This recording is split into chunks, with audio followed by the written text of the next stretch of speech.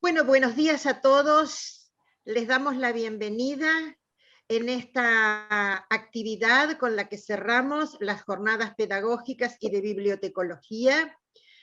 Y lo cerramos con una presencia que a nosotros nos emociona y nos enorgullece y creo que prestigia estas jornadas, que es Mónica Weiss. Mónica Weiss, que bueno, que podríamos decir tanto, pero voy a decir solo alguito porque el espacio es de ella, que es escritora, arquitecta, que educa, todo el tiempo educa, edita y diseña libros, que es gestora y productora cultural, creadora de obras visuales y escénicas, jurado en concursos, nosotros lo sabemos con Margarita que ha sido jurado en concursos, en ilustración, en escritura, en libros álbumes, docente de la UBA, ha publicado más de 150 libros, Mónica.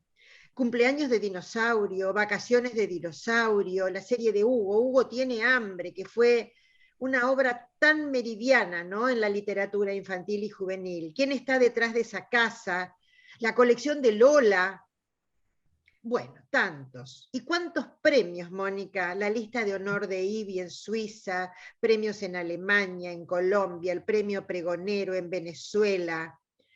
Y también decir que nosotros, a partir de alguien que nos puso el dedo sobre su currículum, hace muchos años nos dijo, cuando estábamos con el Quijotito ilustrado por los niños de azul, nos dijo, llámenla a Mónica Weiss. Y Mónica Weiss, como decíamos antes de que empezara esto, estuvo en nuestras casas y estuvo en la Escuela de Estética, y ahí estuvo conduciendo en el Instituto 2 talleres para docentes, porque si nuestros niños y jóvenes iban a ilustrar un Quijote, no era lo mismo dibujar que ilustrar, y para eso, qué mejor que convocar a Mónica. Y después que estuvieron todos los dibujos realizados, o muchos, la llamamos como jurado, y ahí estuvo también, en medio de miles de trabajos que íbamos poniendo y sacando, y que después expusimos. Por todo eso, bienvenida Mónica Weiss, muchísimas gracias por sumarte a esta quijotada, que es una quijotada la que estamos realizando desde Azul. Bienvenida, y todo el espacio es tuyo desde el corazón. Bueno, Estela querida, mil gracias. Estela y Margarita, que gusta tenerlas juntas de vuelta. Ya volveremos a estar juntas allá. Bueno, voy a compartir la pantalla y empecemos con la conferencia. Invitada por las jornadas educativas cervantinas a hacer esta conferencia, muy contenta, me obligó a estudiar un poco acerca de las ilustraciones del Quijote. La conferencia se llama Libro Álbum de Caperucita el Quijote, para analizar un poco qué pasa, porque a los ilustradores la ilustración del Quijote nos resulta un poco distante o lejana. En cambio con Caperucita nos sentimos, por ejemplo, totalmente libres de tomarla, reversionarla, etc. Primero, una breve introducción a qué llamo libro álbum. Cuando yo era chica se llamaba libro álbum simplemente un libro lujoso, caro, de tapa dura, de hojas buenas, muy ilustrado, a color. Este era mi libro álbum de la infancia, el de los animales encantados, ilustrados por Adrián Segur.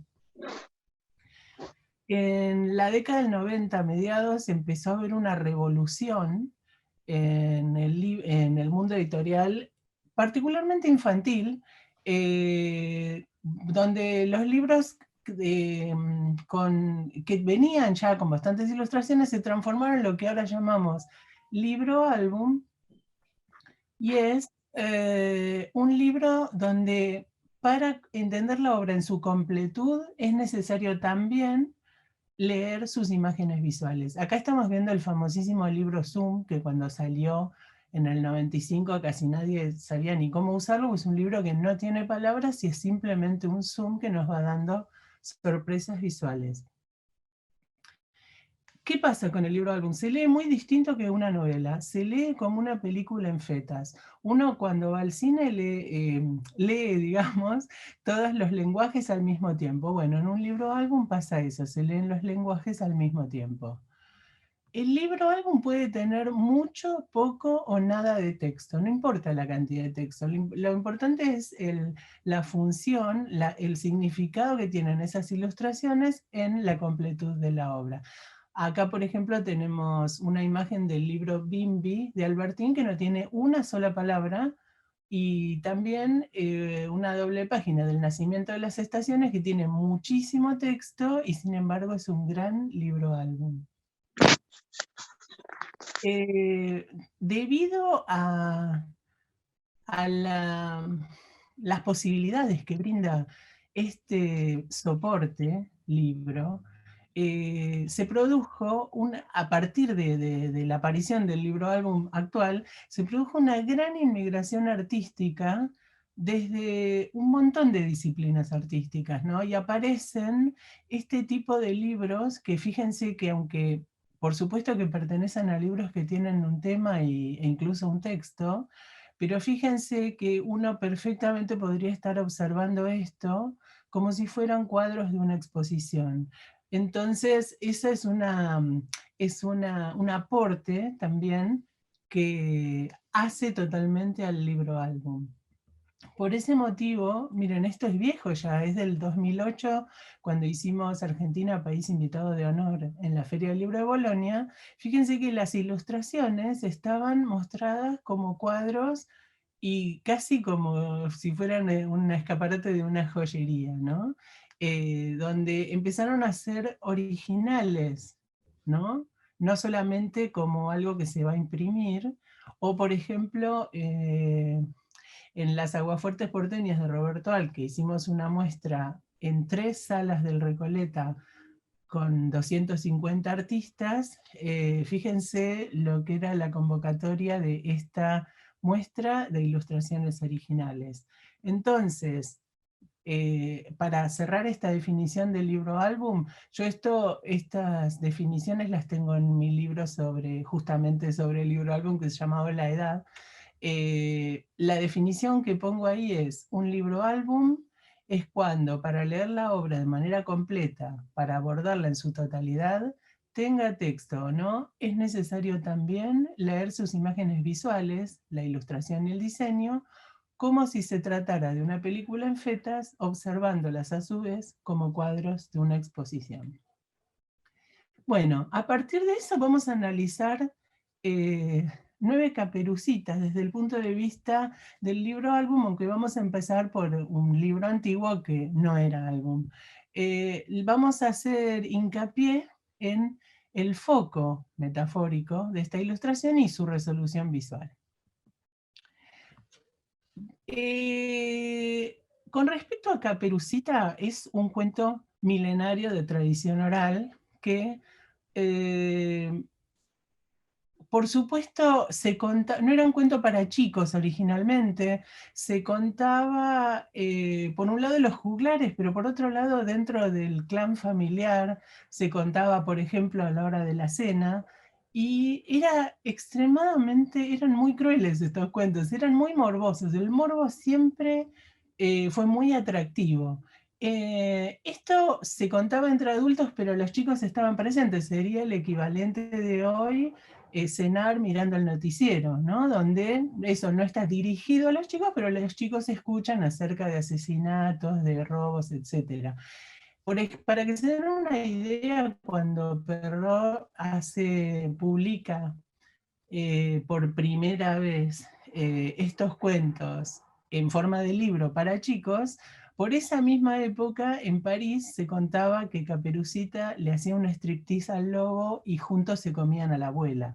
Entonces, para que vean el nivel de cómo llegó a suavizar Perrault estos cuentos para que fueran aptos para chicos. Por supuesto que esa atenuación tiene que ver con lo que era la corrección política de aquella época. Si nosotros los leemos ahora nos parecen también re crueles y hay un montón de cosas que nos hacen saltar de la silla, pero para su momento él los había suavizado completamente. La otra genialidad que se le ocurrió como para que le publiquen un libro de ficción para chicos fue agregarle las moralejas, con lo cual lo transformaba en un libro educativo y ese era un argumento de peso a la hora de publicar un libro. La primera edición fue en 1694, fue un libro que tuvo muchísimo éxito, y fíjense que los hermanos Grimm, digamos, como un montón de años después, 1694, como 130 años después, publicaron los cuentos, muchos de los cuales también están en los de Perrault, por ejemplo, Caperucita, La Bella Durmiente, entonces están también en los hermanos Grimm, pero con una diferencia enorme. Perrault era un escritor que reescribió todo con su estilo. En cambio, los hermanos Grimm, que son como los creadores de la filología, recorrieron por décadas el interior de Alemania y recopilaron cómo se contaban los cuentos en el habla popular.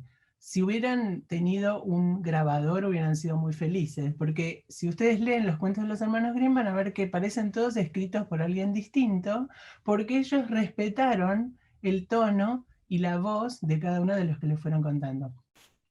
Una cosa que es interesante de esta versión de los mismos cuentos, pero en el libro de los hermanos Grimm, es que lo que se contaba en el habla popular, siempre había una segunda oportunidad y siempre triunfaba el bien. Por ejemplo, en Caperucita de Perrault termina cuando el lobo se come a Caperucita y viene la moraleja. ¿Vieron, chicos? Hay que hacerle caso a los grandes. En cambio, en el de los hermanos Grimm, viene el cazador, las rescata, ellas aprenden y cuando aparece un segundo lobo ya saben cómo comportarse. Cuando se publica el libro, como les decía, el libro de Perrault fue muy popular, tuvo mucho éxito y además, década tras década empezaba a haber cada vez más gente que leía. Entonces, en 1867, o sea, más de como 170 años después de la primera edición, eh, Gustave Doré le encargaron ilustrar los cuentos de Perrault. Y él acompañó esa edición con este dibujo, con esta litografía que estamos viendo acá. Esta litografía es muy importante porque esto es como si fuera un manual del usuario, es decir, te muestran, bueno, cómo se usa esta cosa, un libro de ficción para chicos. Ahora nos parece re obvio, pero no era tan obvio que había que sentarse con los chicos y leerle, ¿no? Acá tenemos una abuela leyendo a todos los chicos de la familia, probablemente a su hija. Fíjense una cosa, de la abuela para abajo, que están todos los más chiquitos, están todos aterrorizados, incluso la marioneta y digamos que hasta la mascota, están todos como paralizados de terror. Incluso en el cuadro que hay atrás, fíjense que hay un muerto. Así que sabemos que lo que está leyendo la abuela es de miedo. Eso es muy importante. Los que están atrás de ella ya crecieron y entonces ya están como curados de espanto. ¿Y cómo es esta abuela? Esta abuela no es una viejecita débil, no es dulce, no es una jubilada a la que no le pagan, no es enferma, no, es la gran autoridad de la familia. Puede ser severa, no necesita ser simpática, eso es muy importante, no necesita hacerse la joven, porque era un gran valor ser viejo, ¿no? Entonces, en este contexto vamos a ver cómo ilustró Doré a Caperucita. Cuando se presenta el lobo a Caperucita, o la nena es muy bajita o el lobo es muy grandote, porque fíjense que es un problema de tamaños acá enorme. Doré era un gran dibujante, o sea que no lo hizo porque le salió mal, sino que esto trata de mostrar qué tan frágil era la niña. Fíjense que cuando el mismo lobo se va a comer a la abuela, por más de que se la está por comer cruda, tiene el tamaño de un perro normal, no tiene ese tamaño gigante como. O sea que ella, por más que esté por morir, igual es un personaje con autoridad. En cambio, cuando de vuelta tenemos a Caperucita con el lobo en la cama, parece un oso de tamaño casi, ¿no? Fíjense lo que son esas garras y todo. Él seguro de lo que va a hacer, y la niña está como en un estado de hipnosis, ¿no? Porque no se olviden que este es un cuento sobre la seducción infantil, ¿no? Entonces esta chica ha sido engatusada y está por ser comida. Entonces, cuando analizamos el foco metafórico, digamos que el eje de lo que trabajó Doré son las jerarquías y las advertencias, y la forma de realizarlo fue a través de tamaños variables. Paso varios siglos y me vengo a fines del siglo XX y tenemos este libro ilustrado por Javier Serrano. Fíjense, esta es la misma escena que acabamos de ver, pero acá ni necesitamos que esté dibujada Caperucita, no necesitamos que él esté disfrazado de abuela. Acá el lobo está en una actitud tan avasallante que paraliza. Fíjense también cómo está representada la cama, las sábanas, los barrotes de la cama. Todos son volúmenes que como que explotan. Cuando empieza este libro, mientras dice, érase una vez una pequeña y dulce muchachita que en cuanto se la veía se la amaba, con ese comienzo tan inocente, fíjense que lo que está dibujado es una caldera con la puerta abierta, con el fuego a todo volumen, a punto de explotar, con unas burbujas que son como si fueran grilletes metálicos. Es decir, todos estos volúmenes metálicos calientes a punto de explotar, ¿de qué nos está hablando? De los deseos y las pulsiones que laten en este texto. Fíjense que era el mismo texto de Perrault, el que acabamos de ver, y se manifiesta a través de volúmenes a punto de explotar. En esta otra Caperucita, que por ahí muchos de ustedes conocen, ilustrado por Barrú, fíjense que hay una cosa muy juguetona. En la tapa, por ejemplo, ya vemos la sombra del lobo que es negro, o sea, no es que no existe el conflicto, pero hay un tono como de juego. Ella va salticando por el bosque, la, y fíjense que en la escena de la cama, que es la que acabamos de ver en los otros libros, está realizado con esa geometría como si fuera un teatro de títeres donde uno tiene, qué sé yo, dos títeres de mano y con una mano agarra el otro y dice, te voy a comer. O sea, hay algo muy juguetón en todas las escenas, aunque no nos privamos de ninguna. El libro es muy grandote, es muy alto, tiene como, qué sé yo, 35 o 40 centímetros de alto y se despliega, se apoya, es de cartón, se puede poner sobre la mesa y ven esa parte de atrás donde tiene el texto, es como para, si uno no supiera las escenas de Caperucita, se da vuelta y el que está contando, como en ese teatrito, puede ir leyendo cada escena. Entonces, digamos que el eje de esta versión de Caperucita es el juego y está expresado a través de un teatrito.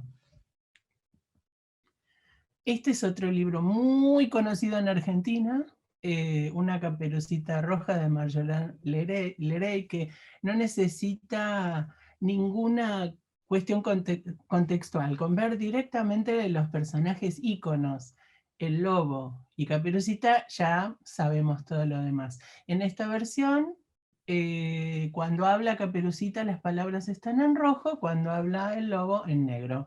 Bueno, el lobo la toma y ella se va dejando tomar. Ven que él habla y ella no hace nada. Hasta que llega el momento de, para que sean estudiantes, son para comerte mejor. Cuando ocurre eso, ella le dice, no, no, tienes mal aliento. Yo, toma un caramelo, gracias. Y ahí él empieza a sentir los efectos del caramelo, es decir, muere envenenado y termina de esta manera. Entonces, ¿quién es el asesino planificador en este libro? Caperucita. En este libro no hay adultos. Vieron que en las versiones anteriores que les mostré antes, Caperucita desobedece al adulto que le dice cuidado con el lobo. En esta no hay adulto, esta ya sabe que está el lobo y ya viene con el caramelo envenenado en el bolsillo. Así que esta es una Caperucita que hace justicia por mano propia. Entonces el eje es esta nueva Caperucita y está trabajado a través directamente de bocetos actorales. Caperucita Roja de Gabriela Mistral. ¿Saben que Gabriela Mistral reescribió con su voz la Caperucita, pero ocurre lo mismo que en el de Perrault, ¿no? Son las mismas acciones y terminan en el mismo momento que la versión de Perrault, es decir, cuando el lobo se come a Caperucita. Fíjense una cosa bastante llamativa, ¿no? ¿A qué se parece este lobo? Son ilustraciones de Paloma Valdivia, ¿no? De la chilena Paloma Valdivia. ¿A qué se parece este lobo? Se parece a una serpiente. La serpiente, bueno, el pecado, ¿no? Este libro, acuérdense que es un libro sobre la seducción, así que ese es un punto importante. ¿Y con qué se asocia Caperucita? Con una mariposa frágil. Así que este libro va por ese lado. Este es el momento en que el lobo entra a la casa de la abuela. Fíjense que el bosque y la casa de la abuela es todo como una cajita de muñecas perfecta, delicada, donde está todo cuidado, todo colocado en su lugar, todo engamado, y sin embargo irrumpe esta serpiente totalmente eh, agresiva y totalmente como imparable, digamos, ¿no? Ese es el juego de este libro, ¿no? Cómo esta brutalidad entra en esa cajita de muñecas. Y tal vez la escena que a mí más me impresiona, me parece increíble o sea, me parece fantástica para cuando esto lo ve un chico que ha sido abusado o algo, es una gran puerta de entrada para poder hablar del tema. Y es que esta es la escena en que el lobo está haciendo la digestión, ya se comió a Caperucita, pero fíjense que primero le sacó la ropa. Entonces, con ese gesto mínimo hay un trasfondo terrible, ¿no? Entonces, en la versión de Paloma Valdivia, el eje es el lobo pecado y el medio son los planos ordenados y frente a la sinuosidad potente. Otra versión muy conocida es la Caperucita de Adolfo Serras, una versión que no tiene texto. Lo que ocurre en esta versión es que Caperucita deambula por el bosque y no se da cuenta, pero está deambulando por el lobo. Si se fijan, ahí está muy chiquitita en el lomo del lobo Caperucita y en la punta de la nariz está la casa de la abuela. Ella intuye algo, durante el libro va intuyendo cosas, pero no lo ve. Ella cree que está en el bosque. Ahí está llegando lo de la abuela. Y cuando, bueno, finalmente el lobo se la come, esta es la escena en que las viene a rescatar el cazador. Entonces, el eje del libro de Adolfo Serra es el bosque lobo como una unidad, y está hecho mediante estas líneas pinceladas polisémicas. El Caperucita Roja de Greta Pakowska, yo les puse una foto de ella porque la adoro, es como nuestra madre de los ilustradores, y es la persona más libre y juguetona a la hora de trabajar, ¿no? Ha sido una persona también muy copiada, hay muchísimos recursos que inventó ella de sus signos, de sus recortes de caras y eso que provienen de ella, de Greta. En esta Caperucita Roja, la versión que yo tengo es esta que está en alemán, porque no lo pude conseguir en otro idioma. Pero como es la versión de los hermanos Grimm, el texto en realidad lo puedo sacar de cualquier otro lado. Ella siempre trabaja con estos signos, ¿no? Por ejemplo, el trébol de 4 hojas a lo largo de todo el libro va a representar el bosque, es decir, el destino, la suerte. Acá es clarísimo, es nena, ojo en el bosque, lo que quiere decir ese dibujo, ¿no? Acá está el encuentro de Caperú con el lobo en el bosque. Fíjense que el bosque es ese trébol, adentro está armado, si se fijan en detalle, todo con formas de ellos, están ellos dos adentro de esas rayitas.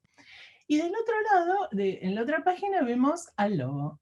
Es muy, muy interesante analizar cómo desarrolló este lobo. Por empezar, es confuso. Eso es muy importante porque el lobo es engañoso y Caperucita no se da cuenta del peligro que está corriendo. Después, si se fijan en la cara, no tiene cara de malo, tiene cara de seductor, con ese ojito así como que brilla. Tiene un pañuelito al cuello, es coqueto. Se puso unas botas muy civilizadas, pero la bestia se le sale de adentro.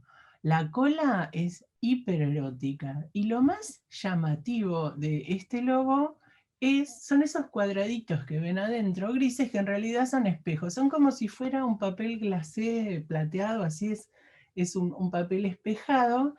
No sé si se ve bien, ahí en el cuadrado grande se ve mi mano con la cámara de fotos, pero cuando uno está mirando el libro, de golpe el ojo de uno aparece adentro del lobo, dentro de, de la panza del lobo, que podría ser o que el lobo también nos come a nosotros, o que somos también medio lobos, o lo que cada uno quiere interpretar. También, por ejemplo, hay juegos como este, donde el territorio donde transcurre el cuento también es Caperucita, que es una idea bastante moderna, ¿no? Que todo esto está dentro de ella, todas estas fuerzas. Entonces, en la versión de Greta, digamos que el eje es la opinión de artista, porque todas estas cosas que vimos están al lado del texto, que bueno, uno lee el texto aparte, estas son ideas que ella va tirando acerca de lo que está leyendo al lado, ¿no? No se está ilustrando lo que dice al lado, está opinando, ¿no? Y lo hace mediante dibujos de signos y espejos. Esta Caperucita Roja, para cuidarte mejor, de Jimena García, la digo con un orgullo inmenso, nació en el taller, porque este es un típico ejercicio del taller que tiene que ver con reversionar clásicos y traerlos a nuestra arena contemporánea.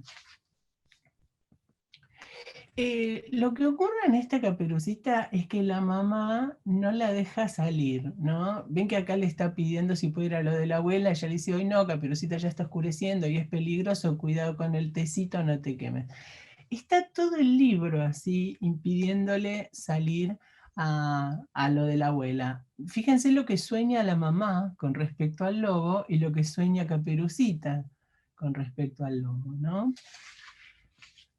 Acá la madre está poniendo rejas, hay un montón de escenas donde cada vez el encierro es más grande hasta que Caperu, por supuesto, un día no aguanta más. Entonces la madre le dice, bueno, está bien, te dejo ir, pero cuando está por salir le dice, mira, espera que yo te acompaño y fíjense dónde vive la abuela. Vive al lado. Y acá dice, no sea cosa que pase algo en el camino. Bueno, entonces, en la versión de Jimena, el tema es la madre sobreprotectora y la forma de expresarlo, el dominio digital en ese composé agobiante que va creciendo a medida que avanza el libro.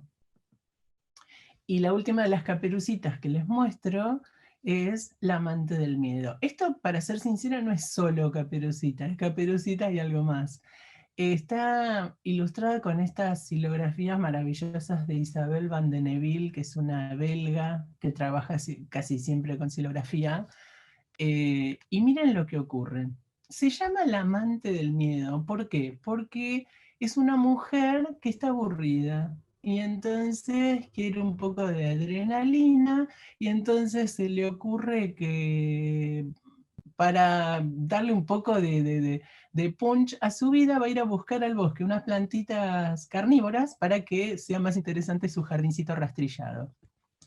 Cuando va a buscar estas plantas carnívoras se le aparece el lobo, o sea que estamos en la escena de Caperucita. Pero aparece el cazador y la rescata. Ella es re contenta con este cazador porque se da cuenta que es, acá en la versión, en la traducción española le pusieron el Broncas, porque el Broncas era el chico que a ella le gustaba en la secundaria. Entonces dice, bien, ¿no? Pero resulta que él, nada, el recopado la salva y le dice, bueno, ¿querés venir conmigo? Y se van juntos, se van a la casa de él. En el camino ella le pregunta por las chicas, porque resulta que él no había salido con ella, pero había salido con todas sus amigas. Y ella después nunca más vio a sus amigas. Él le decía, ¿qué chicas? No sé de quién me estás hablando. Cuando ella se pone a vivir con él, ¿qué le pasa? Se aburre de vuelta, está aburrida de vuelta. Hasta que un día él le dice, mira, me tengo que ir de viaje, te dejo todas las llaves de casa, puedes hacer lo que quieras, hacer fiestas, hacer lo que quieras, pero no podés entrar a esta piecita. O sea, estamos en Barba Azul. obvio que cuando él se va, lo primero que hace ella es agarrar la llavecita, ir a ver qué ocurre en la famosa piecita, y claro, ahí se encuentra con, en el piso, las cabezas tiradas de sus amigas que ella nunca había visto más. Pero a diferencia, perdón, no sé si notaron que todas parecen Evita, pero es un libro holandés, aclaro.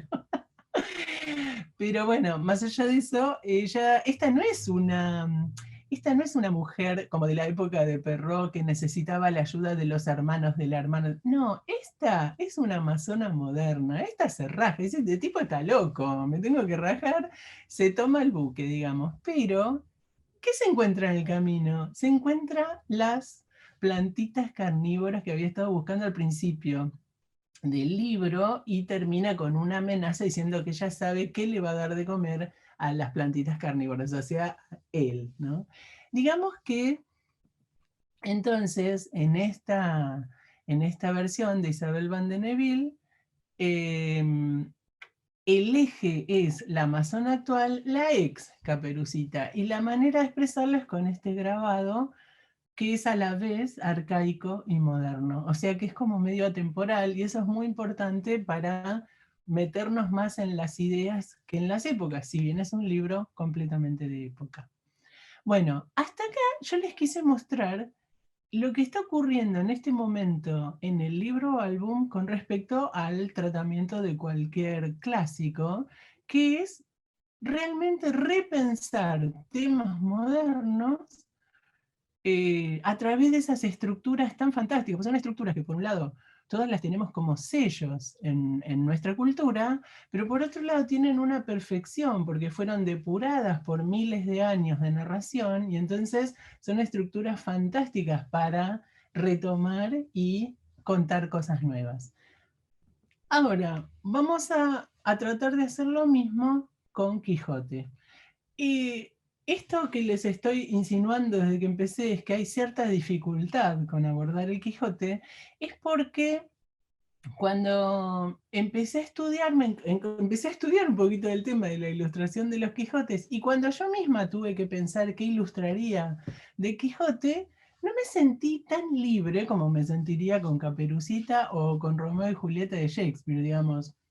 Es como que hay un cierto halo que me dificultaba de entrada meterme y en cierto sentido apropiarme.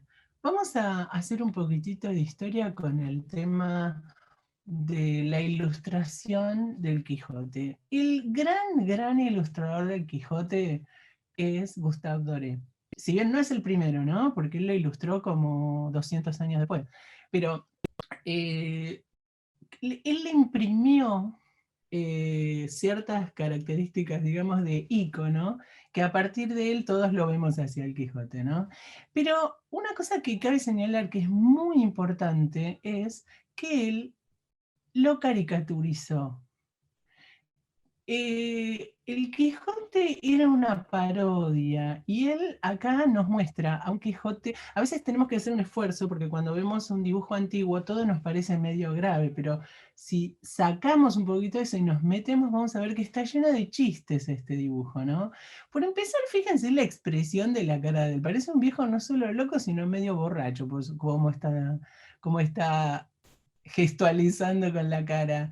Está ahí blandiendo la espada desde su sillón mientras lee, ¿no? Ven que está con un libro en la mano, está leyendo sus historias de caballería tan amadas medievales, y está rodeado de su imaginación. Fíjense que este cuadro se llama Su imaginación se llenó de todo lo que había leído. A ver, tenemos vírgenes a punto de ser tomadas, caballeros totalmente exagerados, es decir, sobreactuados, no solo en sus gestos, sino en sus ropajes. Hay dragones, hay un castillo antiguo, hay abajo, a sus pies, bien abajo, hay dos caballeros luchando montados en ratoncitos. A la izquierda abajo hay un caballero montado en un libro. Al lado de él la cabeza gigante de Goliat.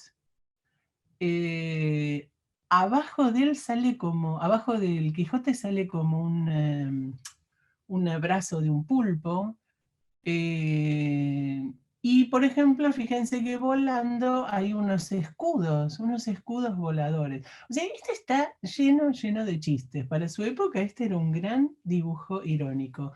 La otra cosa la otra operación interesantísima de Doré es que mezcló el realismo. Ven que todas las figuras, las formas, los ropajes, todo tiene un gran realismo. Está mezclado con el romanticismo, que digamos que tiene un gran arraigo en el barroco. Fíjense cómo es la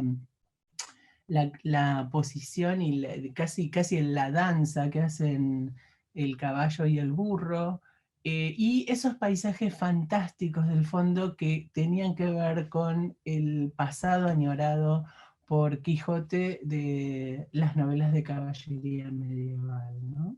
Entonces,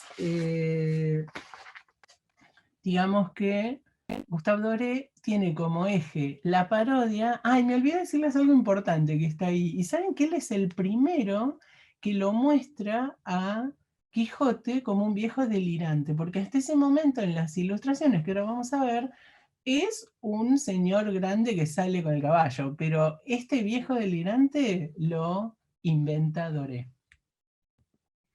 Ahora les voy a mostrar una serie de representaciones del Quijote a lo largo del tiempo. Quijote fue un libro también que gozó de un gran éxito, fue un gran boom y se difundió. El otro día unos profesores maravillosos que nos ayudaron con esto, Liliana Labastrou y Federico Quesada, nos contaron que como había mucha gente que todavía era analfabeta, pero se pedía mucho que hubiera narraciones del Quijote porque gozaba de una gran popularidad. Bueno, fíjense, esta representación es anónima, es de 1618.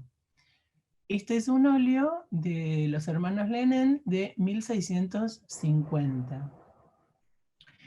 Esta es un agua fuerte de Coipel de 1725. Fíjense acá atrás los molinos de viento. Esta es como su relación con la locura, ¿no? Esta es la que acabamos de ver de Doré de 1863, o sea que de acá a acá pasó como 150 años, ¿no? Esto es un año después del de Doré, miren, del 64. Este es de Honoré Daumier. Daumier, saben que se lo considera siempre como realista, pero realmente él tuvo mucha influencia y él también influenció a los expresionistas, y además ocurrió una cosa, que con la vejez fue perdiendo la vista y no podía hacer detalles. Y eso hace que nosotros veamos esto como algo que parece hecho la semana pasada, no me digan, se lo ve re moderno como pincelada. Eh, las últimas obras de Daumier tienen que ver así con esta pincelada y con esta caída como donde se destaca las manchas de luz, ¿no? En 1909, una estampa de Walter Crane. Walter Crane fue uno de los fundadores de Arts and Crafts. Y le pasó una cosa curiosa que influenció mucho en su obra, y es que él cuando tenía 20 años heredó una imprenta, heredó un taller de impresión, y entonces le mandaron a imprimir cosas de todos los italianos clásicos, de Inglaterra y de Japón, y se quedó enamorado con las estampas japonesas. Entonces después en su obra hay una gran influencia de la estampa japonesa. Pegamos un gran salto hasta el 55 con la famosísima tinta china de Picasso, y otro salto hasta el 88 con esta tinta del pintor Antonio Saura, que miren, fíjense que parece casi caligráfica, ¿no? Parece una letra cursiva o una firma. Pero se las pongo todas juntas para que veamos una cosa. Fíjense que si bien se destaca mucho, digamos, la línea, la pincelada, el trazo de cada artista relacionado con su época, más allá de ese trazo personal, si lo comparamos con las metáforas que estuvimos viendo recién en las Caperucitas, es como si no hubiera un trabajo metafórico. Hay algo como de explicativo, ¿no? Como algo informativo de lo que está ocurriendo en la novela. Pero esto, vamos a ver que era realmente muy importante en su momento.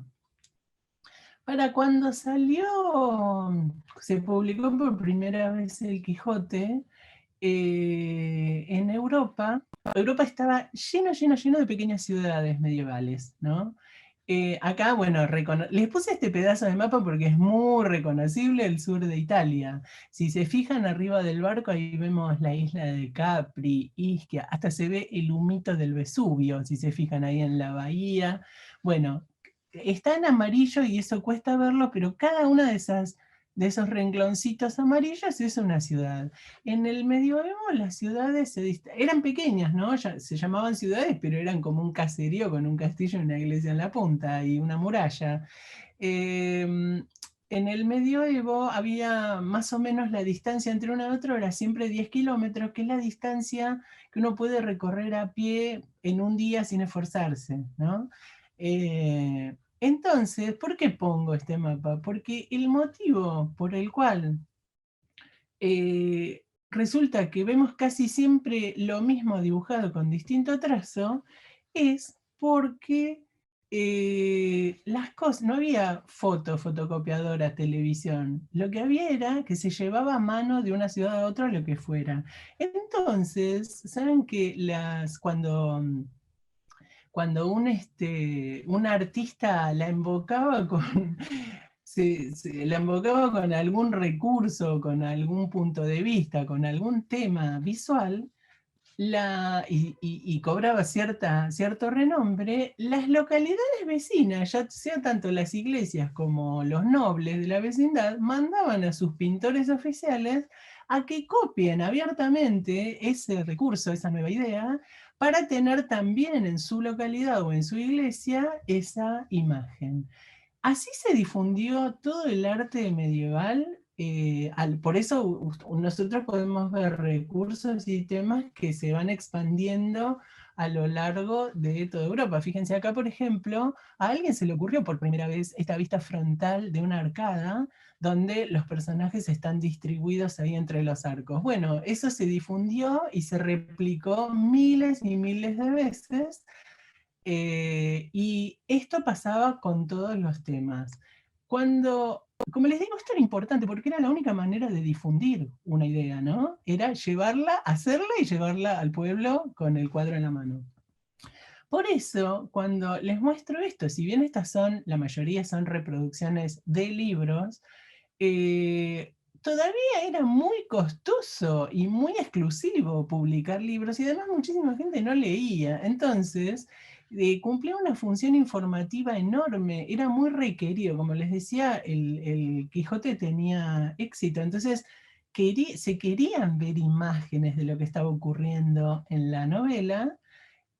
Hoy en día pasa lo mismo, ¿no? Uno cuando se interesa por algo busca enseguida imágenes. Bueno, entonces las imágenes había que hacerlas y cada artista le iba aportando su toquecito personal a nivel estilístico, pero por ahí no tocaba demasiado la cuestión temática o metafórica. ¿Qué les iba a contar? Esperen que me... Ah, sí. Hay otro tema. Vieron que yo les hablé del tema de la distancia, ¿no? De la necesidad de replicar pueblo a pueblo y todo eso. Pero hay otro tema que para mí influye muchísimo en esa colección de dibujos todos iguales, y es esta. Y es que, si bien el cuadro de Gustave Doré, que fue tan fundante, ¿no? Era una parodia, era una caricatura. Fíjense que con los años, esa cosa caricaturesca y cómica se fue lavando para darle paso a una solemnidad clásica. Esto, como ustedes verán, son las estatuillas que tenían nuestros padres en las bibliotecas de casi todas las casas. En mi casa de drogué y la de todos mis amigos estaban estas estatuillas apoya libros con... yo cuando era chica no sabía si este era Cervantes, si era el Quijote o si era Shakespeare. Yo sabía que había algo por ahí, pero nadie me lo había explicado muy claramente. Al ver el dibujo de Doré, obviamente me doy cuenta que es una variación de ese dibujo, ¿no? Pero fíjense cómo cambió la expresión. Acá es un señor grave, un anciano importante, un anciano al que debemos respetar.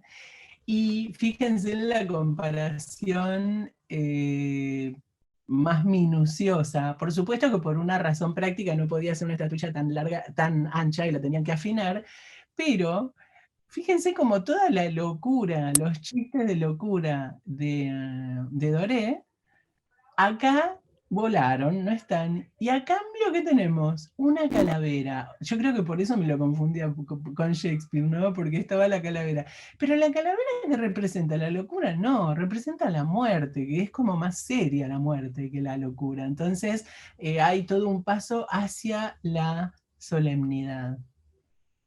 Muestro esta estatuilla porque esta estatuilla muestra la manera en que se percibe o se concibe al Quijote en el siglo XX y probablemente todavía hoy, ¿no?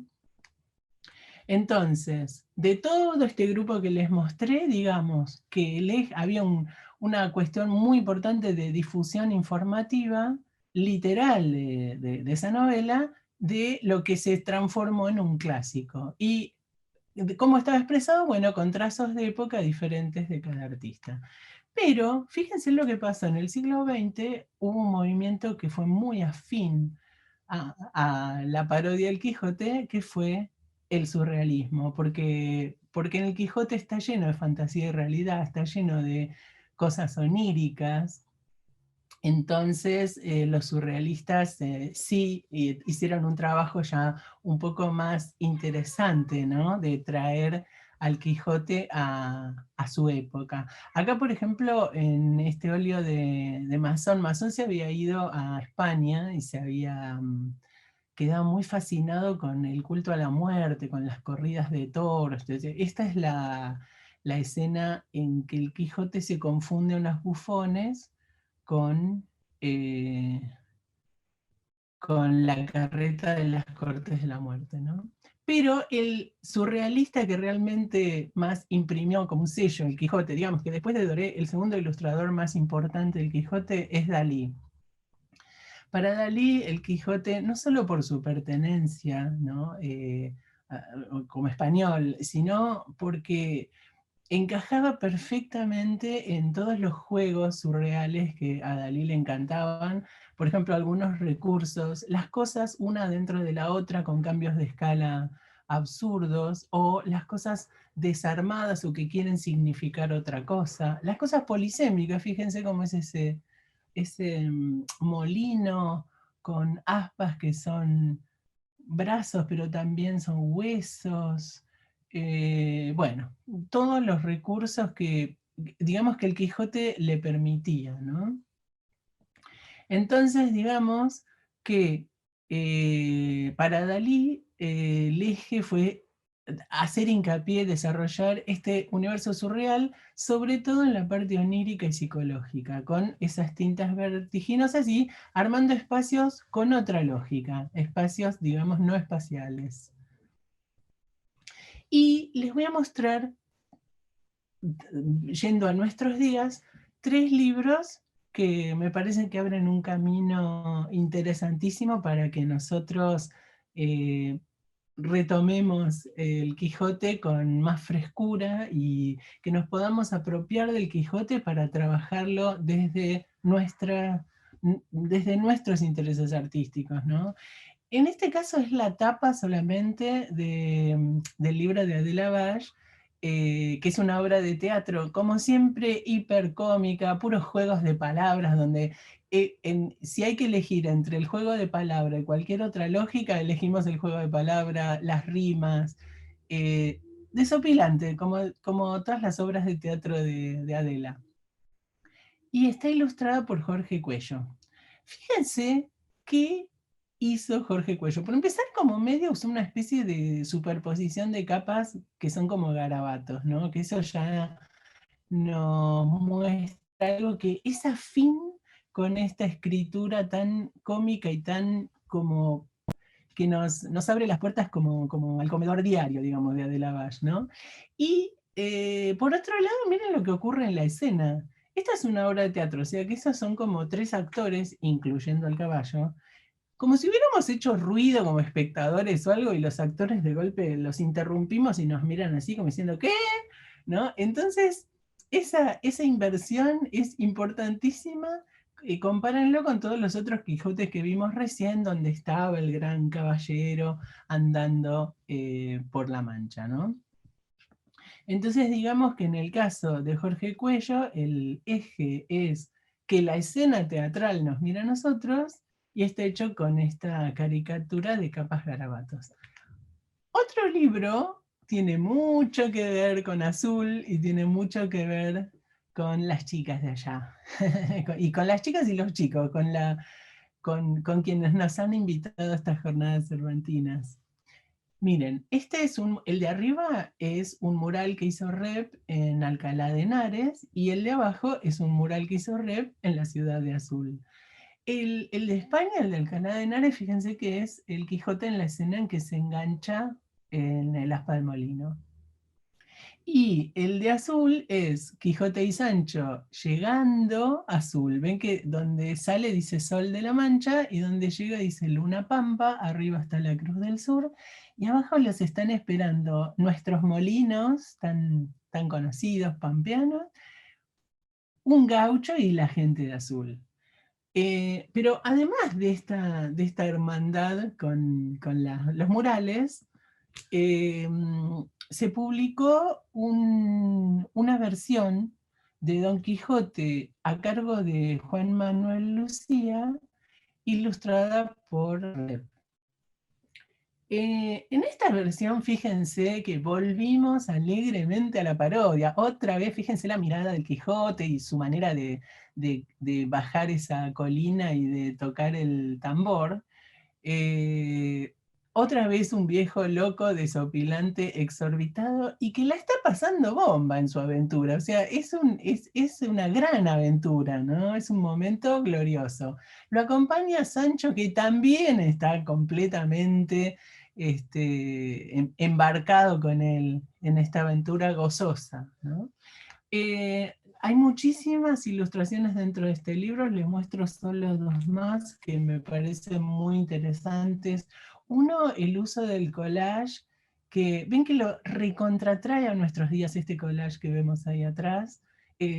Saben que yo no sé exactamente a qué escena pertenece, pero me hace pensar a mí en muchas cosas que pensamos acerca del amor cortesano, de la Dulcinea idealizada, que jamás se enteró la verdadera campesina de que había sido la musa de esa dama y todo eso. Entonces, es un dibujo que nos hace pensar muchísimas cosas.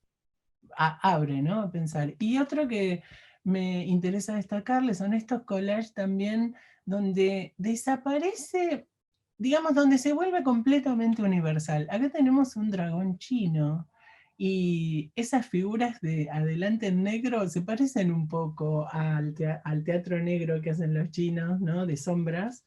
Bueno, acá donde la confusión entre ese animalito, ese gato y el dragón.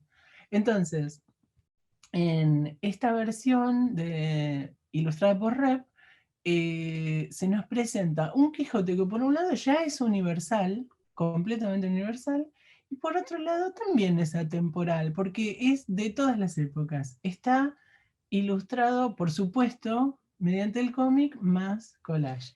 Y el último libro que les quiero mostrar también tiene que ver con Azul. Es un libro maravilloso. Es una versión de Ángeles Durini y Federico Janmer. Federico es un gran estudioso de Cervantes y de Quijote. Y fíjense lo que ocurre acá. Para los que han viajado por esa zona de la provincia de Buenos Aires, estarán reconociendo que esos edificios tienen que ver con los edificios monumentales del ingeniero Salamone, que por supuesto hay en Azul y en toda la zona. Em, o sea que este Quijote vino a vivir a la zona de Azul. Pero veamos una cosa, no está en Azul, está en una maqueta, es como una maqueta onírica, ¿no? Donde una maqueta construida por alegorías de los edificios de Salamone, ¿no? Les quería decir algo sobre estas pinturas de Emilio Reato. Fíjense, ¿no les recuerda a De Chirico? De Chirico, el surrealista italiano, que pintaba esas escenas de pintura metafísica, donde había no solo, era muy importante la arquitectura, esa cosa estática de la arquitectura, ¿no? Fíjense que las cosas están como apoyadas así, como si fueran objetos. Y bueno, ellos deambulan entre estos edificios, pero hay algo en esa permanencia de la arquitectura que le da como un marco intrigante, porque también, fíjense que hay un tema de iluminación, estos volúmenes están iluminados de una manera intrigante. El tema, fíjense ese fondo con esas nubes tan oscuras, ¿no? De las que emerge este Quijote iluminado un poco artificialmente, ¿no? Entonces, bueno, todo eso tiene que ver con una mirada metafísica. Cuando les mostré lo de Dalí, vieron que había un universo surreal, pero era sobre todo onírico y psicológico. En cambio acá, esa mirada surreal tiene que ver más que nada con lo metafísico y es, bueno, la jugada, el centro de esto es traer a la escena, es decir, ubicar al Quijote en la ciudad de Azul, que construyó Salamone, ¿no? Y la manera de hacerlo es con ese sosiego inquietante y con esa iluminación irreal. Eh, Esto es para terminar. Ustedes dirán que por ahí me volví loca, que les puse un dibujo de pies.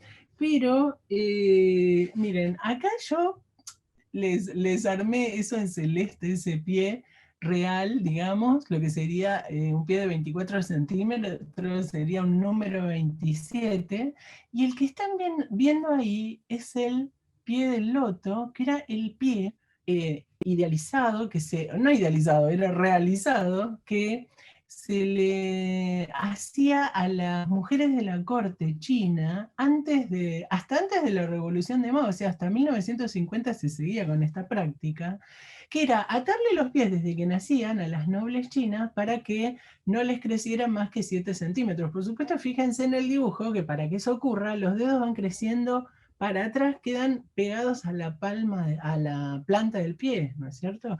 Y bueno, por supuesto, es toda una gran aberración. ¿Y por qué estoy poniendo esto? Bueno, ese pie atadito así me recordó a la sacralización del Quijote.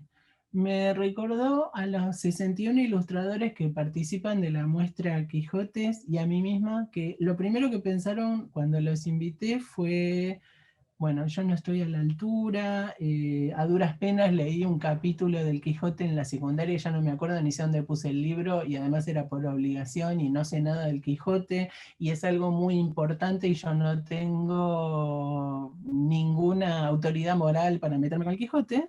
O sea, el cliché solemne de lo clásico, ¿no? Como si fuera enemigo de la vitalidad o de la supervivencia de la obra. Para sobrevivir hay que ir creciendo y, como ocurre con nuestro cuerpo, con nuestros pies, crecer implica cambiar, aceptar los cambios. Si forzamos la conservación inmutable de una parte de la cultura, la condenamos a una aberración o, lo que es peor, a la muerte por indiferencia. Entonces, queda el campo abierto y los pies en libre crecimiento para salir a aventurarse y abordar el Quijote sin temor.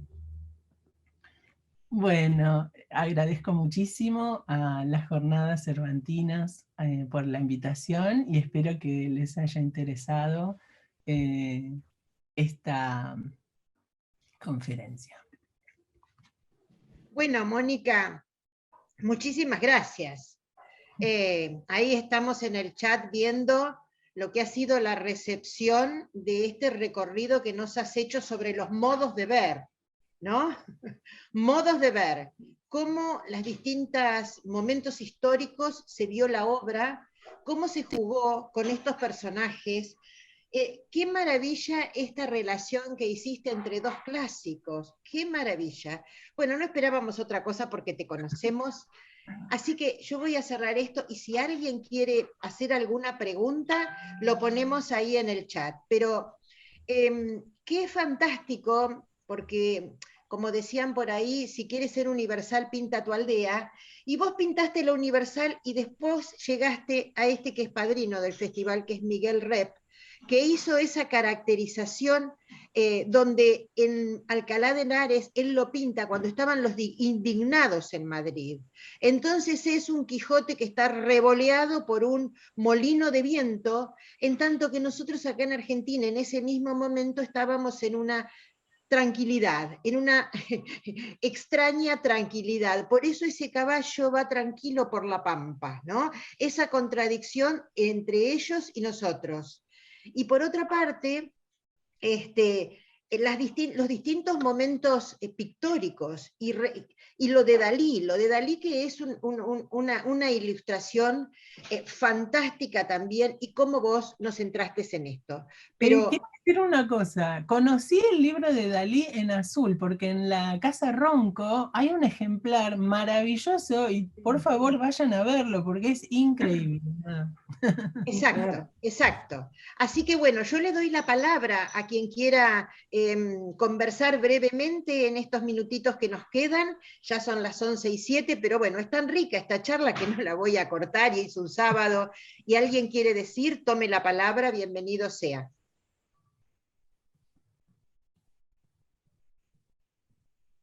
Margarita, ¿querías aportar?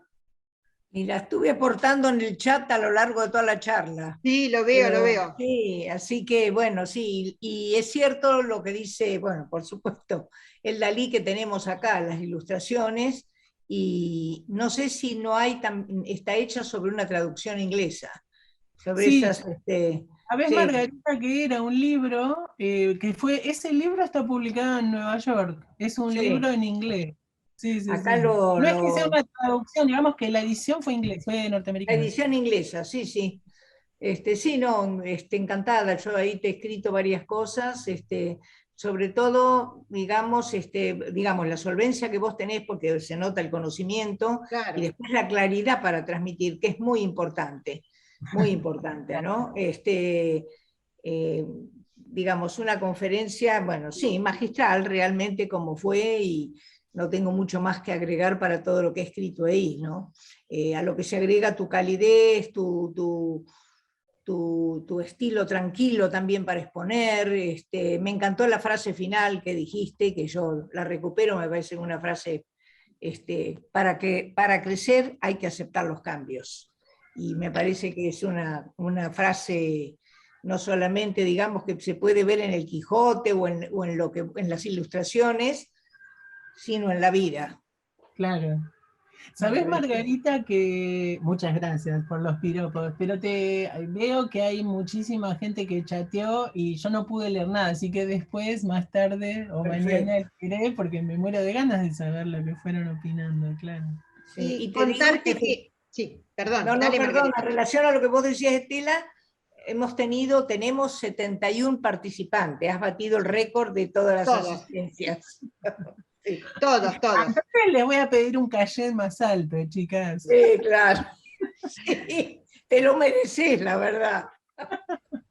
Bueno, y les quería contar esto, que en el último Festival Cervantino presencial que tuvimos, Emilio Reato, que tiene armado un grupo que se llama Constructores de Fuego, que hace cosas fantásticas, se armó ahí en función de los dibujos de la ilustración del Quijote con Jean Mer, en la portada del cementerio, un gran Quijote y toda una estructura donde hubo una serpiente emplumada, donde participó toda la comunidad, bailarines, tamboristas, músicos, actores, que terminó con una gran quemada de esos constructores de fuego, que yo creo que si entran a la página del festival del 2019, ahí lo van a ver, donde se unía todo esto y el Quijote, ¿no?